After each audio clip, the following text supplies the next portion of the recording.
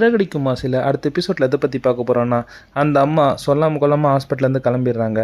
முத்து எங்கே தேடியும் கிடைக்கல. அதுக்கப்புறம் சிசிடிவியை பார்க்கும்போது அவங்களே தான் தனியாக போயிருக்கிறத தெரிஞ்சுக்கிறாரு. ஆனால் அங்கே இருக்க நர்ஸு லாஸ்ட்டாக அவங்க பொண்ணுன்னு சொல்லி யாரோ பார்த்துட்டு போனாங்க அப்படின்னு சொல்கிறாங்க. அந்த டைமில் சிசிடிவியில் பார்க்கும்போது அது ரோகிணியாக இருக்குது. ரோகிணிக்கிட்ட கேட்குறாங்க, நீங்கள் போய் அவரை பார்த்தியா? ஆமாம் முத்து பார்த்தேன், ஆனால் நான் சாதாரணமாக தான் பார்த்தேன், அவங்க போனதுக்கும் எனக்கும் சம்மந்தம் இல்லைன்னு சொல்லிடுறாரு.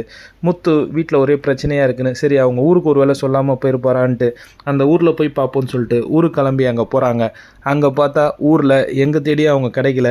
பக்கத்தில் ஒரு அம்மா கிட்டே கேட்குறாங்க, இந்த மாதிரி இந்த அம்மா இங்கே வந்தாங்களான்னு கேட்கும்போது, இல்லை அவங்க சென்னைக்கு தான் வந்தாங்க, இங்கே வரல.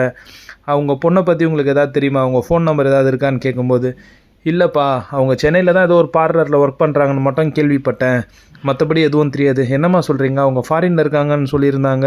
இல்லை சென்னையில் தான் இருக்காங்க, நான் கூட லாஸ்ட் டைம் சென்னை போகும்போது கூட அவங்கள பார்த்து பேசினேன், எனக்கு நல்லா தெரியும் அப்படின்னு முத்துக்கிட்ட சொல்கிறாங்க. முத்துக்கு ஒரே டவுட்டு, பார்லரா?